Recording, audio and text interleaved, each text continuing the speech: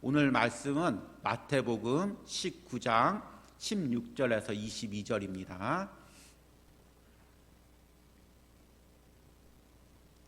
마태복음 19장 16절에서 22절까지 우리 교독으로 읽겠습니다. 어떤 사람이 주께 와서 이르되 선생님이여 내가 무슨 선한 일을 하여야 영생을 얻으리이까? 예수께서 이르시되 어찌하여 선한 일을 내게 묻느냐? 선한 이는 오직 한 분이시니라. 내가 생명에 들어가려면 계명들을 지키라. 이르되 어느 계명이오니까? 예수께서 이르시되 살인하지 말라, 간음하지 말라, 도적질하지 말라, 거짓 증언하지 말라. 내 부모를 공경하라. 내 이웃을 내 자신과 같이 사랑하라 하신 것이니라. 그 청년이 이르되 이 모든 것을 내가 지켰사온데 아직도 무엇이 부족하니까? 예수께서 이르시되 내가 온전하고자 할진대 가서 내 소유를 팔아 가난한 자들에게 주라. 그리하면 하늘에서 보화가 내게 있으리라. 그리고 와서 나를 따르라 하시니. 같이 읽겠습니다.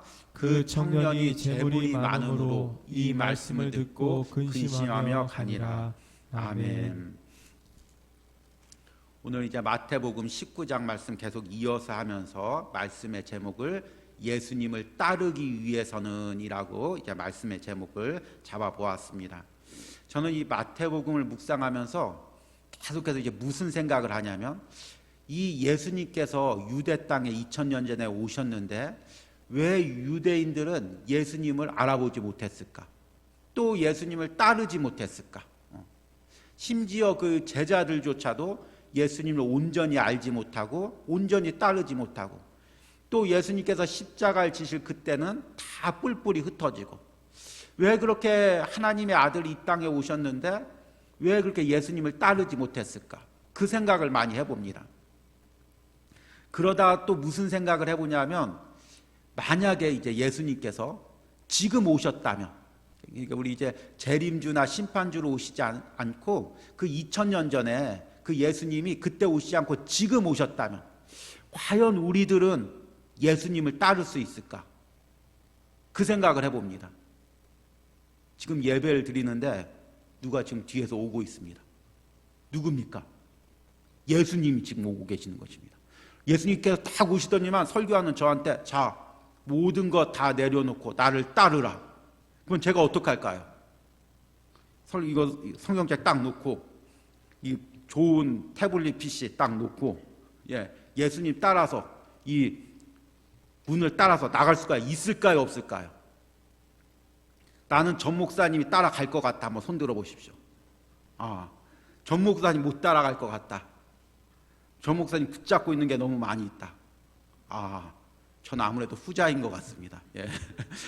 잘 따라가겠다고 이야기하고 싶은데 제가 이 말씀을 준비하면서 스스로에게 물어봤는데 정말 내가 다 내려놓고 예수님 따라갈 수 있을까? 여러분들은 어떻습니까? 지금 여기서 예배 드리고 있는데 이제 끝나면 다 집에 돌아가셔야죠. 남편 밥도 줘야 되고 아내 밥도 줘야 되고 또 하던 일도 미뤄놓은 게 있고 집안 청소기도 돌려야 되고 할 일이 많이 있습니다. 그런데 예배 드리는데 딱 예수님께서 오셔서 너는 나를 따르라. 그러면 따라가실 수 있는 분 한번 손들어 보시기 바랍니다. 이거는 뭐 겸손이나 그런 거랑 떠나서 우리 진희 자매가 손들어 아니면 그냥 머리 긁은 겁니까? 우리 권사님께서 아멘. 우리 권사 아멘. 너무 이걸 박수를 쳐주고 싶은데 또 박수 치는 자리는 아니니까 너무 감사합니다. 정말 우리 가운데 이런 갈등들이 있을 것입니다. 저는 예수님께서 나를 따라오라 하면은 왜 못 따라갈까? 나름대로 고민을 해봤습니다. 그랬더니 내가 아직도 붙잡고 있는 게 많이 있구나. 내가 세상에서 붙잡고 있는 게 많이 있구나. 그러니까 우리가 이 세상에서 붙잡고 있는 게 많이 있으니까 예수님을 따라갈 수가 없는 것입니다.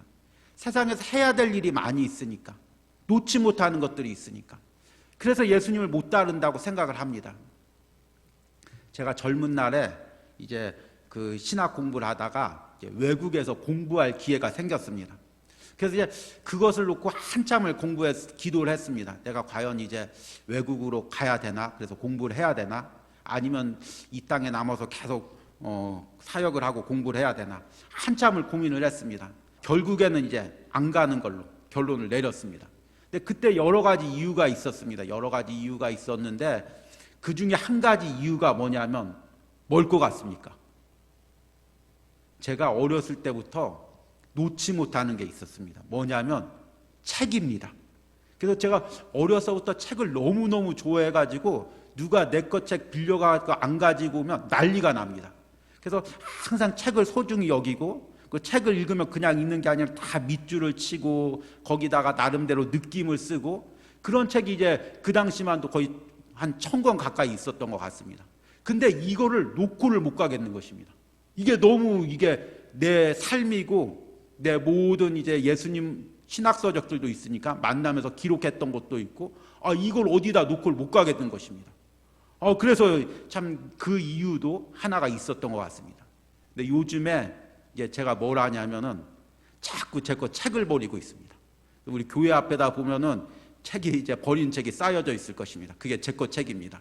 그래서 처음에 이곳에서는 한 100권 정도 버리고 또 이제 얼마 전에 또 100권 정도 버리고 요즘은 이게 버리기가 너무 아까워서 의무적으로 한 일주일에 10권씩 빼가지고 10권씩 버리고 있습니다.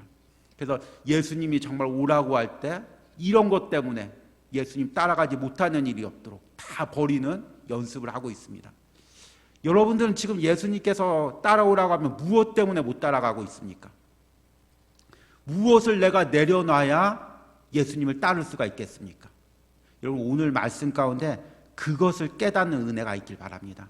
그리고 그것을 위해서 기도하시기 바랍니다. 혹시나 내 안에 예수님보다 더 사랑하는 것이 있는지, 예수님 따라가기에 거추장스러운 것들이 있는지 그걸 깨닫고 기도하는 은혜가 있길 바랍니다. 오늘 말씀에도 예수님을 따라가지 못한 청년이 나옵니다. 이제 흔히 이 청년을 갖다 부자 청년이라고 하는데요. 이 부자 청년이 예수님을 만나러 왔습니다. 그리고 예수님께 이제 묻습니다. 어떻게 해야 선생님 영생을 얻습니까? 그리고 또 여러 가지를 이야기합니다. 그런데 이제 오늘 말씀의 끝에 보니까 예수님께서 그렇다면 이 재물들을 다 팔고 가난한 자에게 주고 너는 나를 따르라 라고 말합니다. 그런데 오늘 말씀의 결론은 22절에 그 청년이 재물이 많음으로 이 말씀을 듣고 근심하여 가니라. 끝내는 이제 예수님을 따르지 못했습니다. 그러면 이 청년은 왜 예수님을 따르지 못했을까요? 이제 말씀을 묵상하면서 단순히 물질 때문이 아닙니다. 이 청년 안에 무엇이 있었기에 예수님을 따르지 못했는지를 우리가 말씀을 통해서 깨닫고 혹시나 그런 요소가 내게 있는지를 말씀을 통해서 볼 수 있는 은혜가 있길 바랍니다. 이 청년이 예수님을 따르지 못한 첫 번째 이유는 뭐냐면 자기 의가 있었기 때문입니다. 우리 16절 말씀 보니까 같이 한번 읽겠습니다. 어떤 사람이 주께 와서 이르되 선생님이여 내가 무슨 선한 일을 하여야 영생을 얻으리이까. 이 이제 뒤에 말씀을 보니까 이 사람이 이제 어떤 사람이 굉장히 부자 청년임을 이야기하고 있습니다. 계속 오늘 마태복음 본문에 보니까 청년이라고도 이야기하고 가진 소유가 많다고도 이야기합니다. 그래서 이제 흔히 우리는 이 사람을 부자 청년이라고 이야기하고 있습니다. 그런데 같은 본문인 누가복음 18장 18절에는 또 다른 그 지위를 이야기합니다. 같이 한번 읽겠습니다. 어떤 관리가 물어 이르되 선한 선생님이여 내게 무엇을 하여 영생을 얻으리이까. 그러니까 이 사람은 청년이고 부자고 또 뭐였냐면 관리였다는 것입니다. 그런데 이 관리가 이 누가복음에 나와 있는 단어로는 이 아르콘이라는 단어인데요. 이것은 그냥 단순히 그냥 그 마태와 같은 세리 정도의 그 관리를 이야기하는 것이 아니라 이 아르콘은 왕, 지도자, 통치자, 우두머리. 그러니까 이 단어가 쓰인 단어는 단순히 일반 관리를 이야기하는 게 아니라 우두머리를 이야기할 때 이 단어가 쓰이는 것입니다. 그러니까 적어도 이제 우리 요한복음에 나오는 니고데모처럼 어떤 사내들인 공예 회원 정도 되지 않을까 학자들이 추측합니다. 그러니까 이 부자 청년은 단순히 부자가 아니라 청년이고 그리고 부자고 그리고 사내들인 공회할 정도 되는, 지금으로 말하자면 우리나라 국회의원, 최연소 국회의원 그 정도 되고, 이런 것을 젊은 나이에 갖춘 것으로 보아서 집안이 명문가였고 모든 것을 이제 다 갖추었습니다. 요즘으로 말하면 이제 금수저죠. 날 때부터 금수저고 모든 것을 갖추고 이제 엄친아가 되는 거죠. 그런데 이 모든 것을 갖춘 이 청년이 오늘 말씀해 보니까 예수님께 와서 내가 무슨 선한 일을 하여야 영생을 얻으리까? 이렇게 묻습니다. 그런데 사실은 이 질문 자체부터 이 청년의 질문이 잘못된 것입니다. 그리고 이 질문에는 지금 청년의 어떤 생각이 담겨져 있냐면, 내가 어떤 선한 일을 더 많이 해야 구원을 받을 수 있습니까? 그러니까 구원을 받으려면 뭐냐면, 내가 선한 일을 많이 해서 어떠한 단계에 이르면 구원을 받을 수가 있다. 그렇게 생각하는 것입니다. 그래서 나름대로 아직 내가 선한 일을 많이 하지를 못했으니까, 아니면 선한 일을 해서 어느 단계에 이르지 못했으니까, 선생님 내가 얼만큼 더 선한 일을 하면, 아니면 어떤 선한 일을 하면 구원에 이를 수 있겠습니까? 그렇게 묻는 것입니다. 이것이 단순히 여기 나와 있는 부자 청년의 생각뿐만 아니라 죄인인 우리 인간들이 가지고 있는 보편적인 생각인 것입니다. 지금도 많은 사람들이 구원을 얻으려면 내가 착한 일을 많이 하고, 내가 나름대로 내 노력을 많이 해서 자기 의를 쌓아야 구원에 이를 수 있다고 생각하는 것입니다.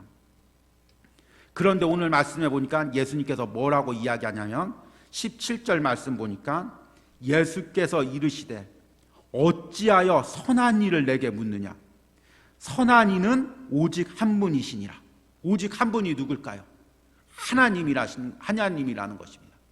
그러니까 인간은 선한 일을 해서 선해질 수가 없다는 것입니다. 이것을 우리가 이제 놓치고 있는 것입니다. 왜 선한 노력으로 선해질 수 없냐면, 아담 이후부터 우리는 타락해서 우리 안엔 죄가 있기 때문에, 우리 로마서의 말씀처럼 우리가 아무리 선한 일을 하려고 해도 죄가 우리 안에 교묘하게 조장해서 그 선한 일까지 악한 마음으로 바꿔버리는 것입니다. 야, 내가 누구를 도와줘가지고 저 불쌍한 사람 도와줘야지. 그러면 내 안에 있는 죄가 이미 내 안에서 작동을 해서, 야, 저 사람을 도와줘서 내 이름을 높이면 내가 얼마나 높아질까? 사람들이 얼마나 나를 칭찬할까? 아, 이 나라가 어려운데 내가 정치를 해서 이 나라를 한번 좋은 나라로 만들어 봐야지. 이 나라를 위해서 봉사해야지. 그렇게 마음을 먹으면 그 안에 있는 죄가 그 순간 작동을 해서, 야, 네가 정치를 해서 네가 높아져서 네 이름을 높이면서 네가 역사의 이름을 남겨야지. 계속해서 죄가 우리 안에서 작동하면서 우리를 아무리 선한 방향으로 내가 노력해도 죄성으로 인도한다는 것입니다.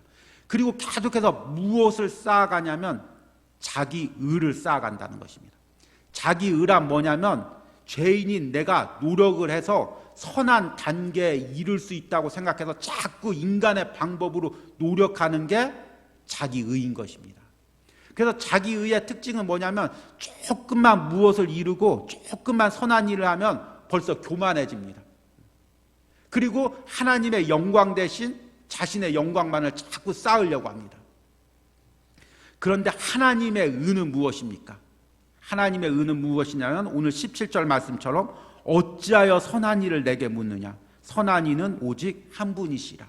우리 인간은 자신의 노력으로 아무것도 선한 데 이를 수 없기 때문에 하나님께서 우리를 불쌍히 여겨주셔서 예수 그리스도를 십자가에 내어주시고, 내 노력이 아닌, 내 공로가 아닌 십자가의 공로로, 십자가의 의로 우리가 구원을 받는 것, 그게 바로 하나님의 의라는 것입니다. 그런데 자기 의가 있는 사람은 예수님을 믿을 수가 없습니다. 예수님이 나를 위해서 십자가에 죽는다는 것 자체를 이해할 수가 없는 것입니다. 왜 예수님이 나를 위해서 십자가에 죽지? 내가 노력하면 선해질 수 있는데, 내가 착한 일 하면 구원받을 수 있는데. 그러니까 자기 의가 깨어지지 않은 사람은 예수님을 인격적으로 만날 수가 없다는 것입니다. 예수님을 믿을 수가 없다는 것입니다. 여러분, 우리가 복음 전도하다가 복음이 계속해서 정말 씨도 안 먹히고 계속해서 튕겨나가는 사람이 누구냐? 자기의가 가득한 사람입니다. 야, 내가 나름대로 이 세상 착하게 살았어. 나만큼만 살라고 해. 난 그래도 나름대로 노력하며 살았어. 그런 사람들, 이렇게 자기 의가 있는 사람들에게는 아무리 예수님이 나의 죄를 위해서 십자가에 죽으셨다고 이야기를 해도 그게 믿겨지지가 않습니다. 받아들여지지가 않습니다. 혹 그게 받아들여졌다고 혹 예수님을 믿었다고 해도 자기 의가 깨어지지 않은 상태에서 예수님을 믿으면 그 사람은 예수님을 믿은 게 아니라 단순히 종교 생활을 할 뿐인 것입니다. 그런데 중요한 게 뭐냐면 이런 자기의, 내가 나름대로 착하게 살았고 또 가난한 사람도 도와줬고 연말이면 불이웃 성금도 했고 나름대로 이렇게 자기가 그 쌓고 있는 자기의가 하나님 보시기에는 너무나 가소로운 것이라는 것입니다. 우리 로마서 3장 9절에서 12절 말씀 보니까 한번 제가 읽겠습니다. 그러면 어떠하냐? 우리는 나으냐? 결코 아니라. 유대인이나 헬라인이나 다 죄 아래 있다고 우리가 이미 선언하였느니라. 이 로마서 말씀은 뭐냐면 하나님께서 이방인들의 죄를 지적합니다. 그러니까 이 유대인들이 야, 이방인들 저렇게 죄가 많다. 우리처럼 율법을 지켜야지. 그러니까 하나님께서 또 바울을 통해서 유대인들의 죄를 지적합니다. 너희들이 지금 이방인들보다 너희가 낫다고 하는데 하나님 보시기에는 이방인도 죄인이고 너희도 죄인이다. 하나님 보시기에는 우리는 내가 조금 낫다고 하지만 내가 불의의 성금 10만 원 더했다고 생각하지만 착한 일 한 번 더했다고 하지만 하나님 보시기에는 다 똑같은 죄인이고 10절 말씀 보니까 기록된 바 의인은 없나니 하나도 없으며 11절에 깨닫는 자도 없고 하나님을 찾는 자도 없고 다 치우쳐 함께 무익하게 되고 선을 행하는 자가 없나니 하나도 없도다. 아멘. 하나님이 보시기에 우리 자기의가 얼마나 하찮은 것인지를 이 로마서 말씀이 이야기하고 있는 것입니다. 지금 이 부자 청년이 예수님께 얘기하는 것이 내 선생님, 내가 어떻게 선한 일을 조금 더 해야 구원을 받습니까? 내가 그나마 지금까지 이렇게 착하게 살아왔는데 다른 사람보다 더 착하게 살아와서 조금만 더 하면 구원에 이를 것 같은데 선생님, 무슨 착한 일을 더 하면 구원에 이를 수 있겠습니까? 그러니까 하나님 보시기에 지금 이 청년의 질문이 얼마나 가소롭냐는 것입니다. 여러분, 우리가 예수님을 믿는다고 하면서 혹시나 지금 우리 안에 자기의가 있습니까? 그래도 난 착하게 살았지. 그래도 난 열심히 신앙생활했지. 그래도 나 열심히 노력했지. 지금 하나님 앞에 내세우고 자랑하고 있는 것이 무엇이 있습니까? 이것이 나의 공로로 된 것이 아무것도 없다는 것입니다. 오로지 예수 그리스도의 십자가의 보혈로 십자가의 공로로 된 것이지 나의 공로로 된 것이 없다는 것입니다. 여러분, 이 시간에 아직도 내 자기의가 남아 있습니까? 아직도 하나님 앞에 내 인생을 자랑합니까? 아직도 하나님 앞에 내가 행한 것을 자랑하십니까? 그것이 십자가 앞에서 온전히 깨어지는 은혜가 있길 바랍니다. 나는 죄인이고 예수님의 십자가의 보혈이 아니면, 하나님의 주권적인 은혜가 아니면 이 자리에 서 있을 수도 없고, 지금까지 여기 걸어온 거, 지금까지 주의 일한 거, 예배드린 거 다 주님의 은혜고, 지금이라도 하나님이 손 놔버리면 세상의 구렁텅이에 빠질 수밖에 없는 연약한 사람이 나입니다. 주님, 그러니까 오늘도 내게 은혜 베풀어 주시고 오늘도 나를 붙들어 주시옵소서. 오로지 하나님의 의만이 나를 하나님 앞에 설 수 있게 하십니다. 그렇게 고백하는 여러분들이 되길 바랍니다. 이렇게 자기의가 있으면, 자기의가 깨어지지 않은 상태에서 신앙생활하면 무엇이 생기냐면 종교적 열심이 생깁니다. 참 이 말씀이 참 우리에게 부담스러운 말씀인데요. 또 말씀에 있으니까 한번 읽어보도록 하겠습니다.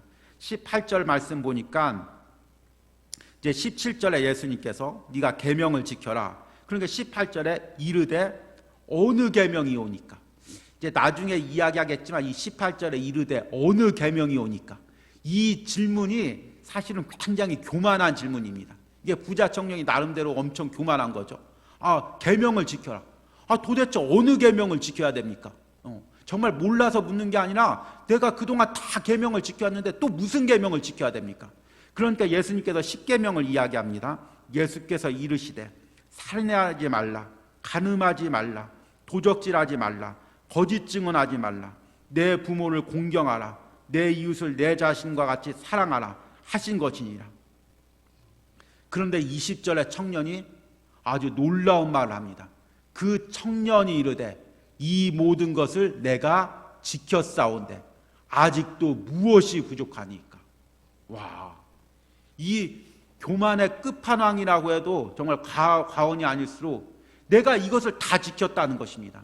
그런데 누가복음 18장에는 이 부분이 다르게 나옵니다. 21절 보니까 같이 한번 읽겠습니다. 여짜오되 이것은 내가 어려서부터 다 지켰나이다. 그냥 다 지킨 게 아니라 어려서부터 다 지켰다는 것입니다. 그러니까 이 굉장히 율법적인 가문에서, 종교적인 가문에서 아주 어렸을 때 나면서부터 십계명을 아주 철저하게 지키도록 교육을 받은 청년입니다.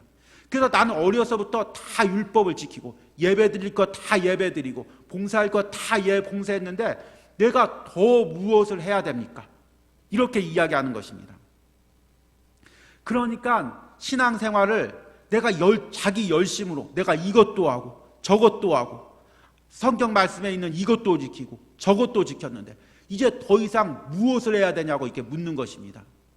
때로는 참 답답하기도 하고 때로는 참 어리석기도 하고 때로는 교만하기도 한 인간의 모습을 우리가 발견합니다. 여러분, 내가 살인하지 말라고 하나님께서 말씀하셨다고 단순히 사람을 죽이는 것만이 살인이 아니라 예수님 말씀 보니까 이웃을 미워하는 것도 살인이라고 이야기합니다. 간음하지 말라고 할 때 여자를 보고 음욕을 품는 것도 간음이라고 합니다. 앞에서 이야기한 것처럼 우리 안엔 죄가 있기 때문에 무슨 일을 할 때 죄성이 작동해서 나의 안에서 끊임없이 나의 마음을 악한 마음으로 바꾸어 버리는 것입니다. 그리스도인이란 뭐냐면 내가 죄인임을 깨닫고 내 안에 있는 죄를 하늘나라 갈 때까지 싸우는 사람이 바로 그리스도인인 것입니다. 그런데 가장 어리석은 신앙인은 무엇이냐면 내가 죄가 없고 나는 이미 다 선하고 다 선한 일을 했고 내 열심으로 이 모든 것들을 감당했고 앞으로도 내 열심으로 모든 것을 감당할 수 있다고 생각하는 그 사람이 하나님 앞에 가장 어리석은 사람입니다. 그런데 때로는 우리 안에 이런 마음이 들 때가 있다는 것입니다. 내 열심으로 할 수 있을 것 같고 내 열심으로 다 해결할 수 있을 것 같고 교회 안에 무슨 일이 있으면 내가 노력하면 될 것 같고 내가 열심히 일하면 부서 부흥시킬 수 있을 것 같고 내가 열심히 일하면 교회 부흥시킬 수 있을 것 같고 내가 열심으로 하면 우리 가족 다 할 수 있을 것 같고 내 열심 이것이 우리를 사로잡는다는 것입니다. 우리 교인은 아닙니다. 제가 예전에 사역했던 그 교인인데 분명히 이야기합니다. 그 이제 성가대 이제 좀 하시는 분인데 이제 음악 하시는 분이죠. 근데 이 분이 어느 날 저한테 고백을 하는 것입니다. 자기는 교회에서 가장 듣기 싫은 소리가 있다는 것입니다. 무슨 소리가 가장 듣기 싫습니까? 은혜로 찬양하라는 얘기가 가장 듣기 싫다는 것입니다. 그래서 왜 은혜로 찬양한다는 게 가장 듣기 싫습니까? 은혜로 찬양한다는 말을 하는 사람 치고 찬양자라는 사람을 못 봤다는 것입니다. 은혜로 찬양한다고 얘기하면은 되게 노력 안 하고 준비 안 하고 그냥 은혜로 한다는 그것입니다. 은혜보다 노력을 해야 된다는 것입니다. 열심을 내야 된다는 것입니다. 세상에서 무슨 음악 발표회가 있어도 사람들이 막 100번, 1000번 연습하고 반복하는데 교회에서는 너무 연습을 안 한다는 것입니다.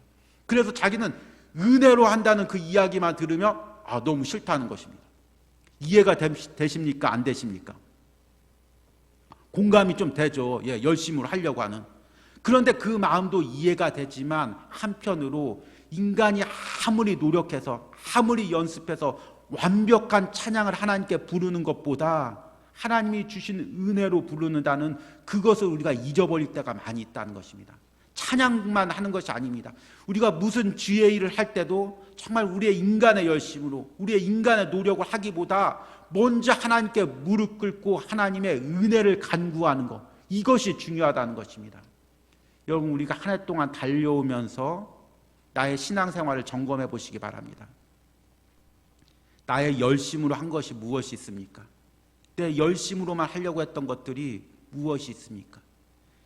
내 열심으로 하려고 하니까 아무리 노력했는데도 결과가 없고 마음이 상하고 때로는 시험이 들고 지치고 낙심할 때가 있습니다. 은혜 없이 열심으로만 달리다 보니까 지칠 때가 있는 것입니다. 여러분, 이 시간에 내 열심 내려놓고 하나님이 주시는 은혜가 먼저 내 안에 있길 바랍니다. 그리고 은혜 위에 열심이 있길 바랍니다. 열심 위에 은혜가 있는 것이 아니라 은혜 위에 열심이 있길 바랍니다. 먼저 우리가 기본으로 하나님이 주시는 은혜로 이 모든 것들을 감당하시는 그런 은혜가 있길 바랍니다. 마지막으로 이 청년이 무엇을 집착하고 있었냐면 물질에 대한 집착이 있었습니다. 21절 말씀 보니까 예수께서 이르시되 내가 온전하고자 할진대 가서 내 소유를 팔아 가난한 자들에게 주라. 그리하면 하늘에서 보화가 내게 있으리라. 그리고 와서 나를 따르라 하시니 그 청년이 재물이 많음으로 이 말씀을 듣고 근심하며 가니라. 마지막으로 이 청년이 내려놓지 못했던 게 물질입니다. 그런데 오늘 이 말씀을 읽는 우리를 참 불편하게 합니다. 예수님을 따르려면 물질을 다 내려놔야 되나? 그러면 나도 못 내려놓겠는데 어떡하나? 그런데 지금 예수님께서 이 질문을 통해서 지금 무엇을 지적하고 있냐면 이 청년이 자기가 계명을 지켰습니다. 다 온전히 지켰습니다. 나름대로 계명을 자랑하고 있는 것입니다. 그러니까 예수님께서 그 마음을 찌르는 것입니다. 그래? 네가 모든 계명을 지켰어? 하나님을 내 몸처럼 사랑했어? 그렇다면 그 모든 것을 다 내려놓고 나를 쫓아봐라. 할 수 있습니까? 없습니까? 할 수가 없죠. 그러면 이 청년이 여기서 근심하면서 돌아갈 게 아니라 맞습니다. 나는 나름대로 하나님을 사랑한다고 했었는데 주의 일을 한다고 했었는데 알고 보니까 내가 가지고 있는 물질조차 못 버리는 내가 죄인입니다. 내 안에 물질에 대한 집착이 있었습니다. 예수님보다 물질을 더 사랑했습니다. 주님 나를 불쌍히 여주시고 나에게 은혜 주시고 하나님 이 모든 것들 다 내려놓고 예수님을 따를 수 있는 믿음을 주시옵소서.